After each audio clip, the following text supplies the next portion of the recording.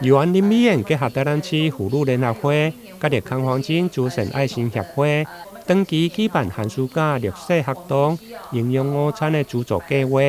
今年已经连续11档。今年暑假对7月1号到8月29，总共44天，依照一天供应394个便当，经费大约超过120万。因此，上午结合真侪爱心团体，包括台南市妇女联合会、甲着国际西主会、各分区的主席甲着友会，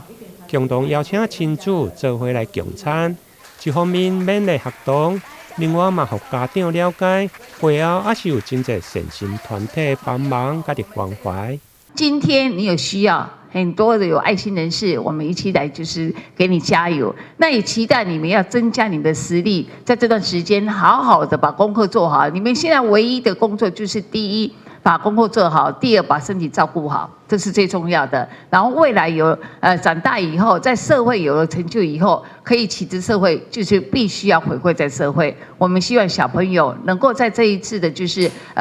共餐的过程中，一定要有得到一些就是一些我们教育的意义存在。好，这样也让我们所有家长了解，我们这些都是一些爱心人员一起关心我们自己的小孩。那我感谢讲大家安尼在在话吼。会当安尼，大家拢爱共同安尼，个爱心人数也拢足济来支持安尼，会当甲这个会安尼做甲足好，一直用愈用，手愈大气安尼。谢谢大家。大家出瓜力，来看到这个囡仔，安尼快乐成长、快乐学习，嘛快乐的安尼，安尼看到伊，互因来看到咱的善举，安尼以后这个囡仔咧慢慢大汉，伊嘛会当安尼来迄个传承。咱对这个社会这个爱心啦，议员表示，今仔日的共餐不但有加菜，另外还有餐饮业者赞助饮料，而且共餐的费用拢是师兄师姐来提供，并不是对专户来支出。现场除了赞助单位甲着亲子共餐，另外市府教育局甲着社会局嘛派员来出席，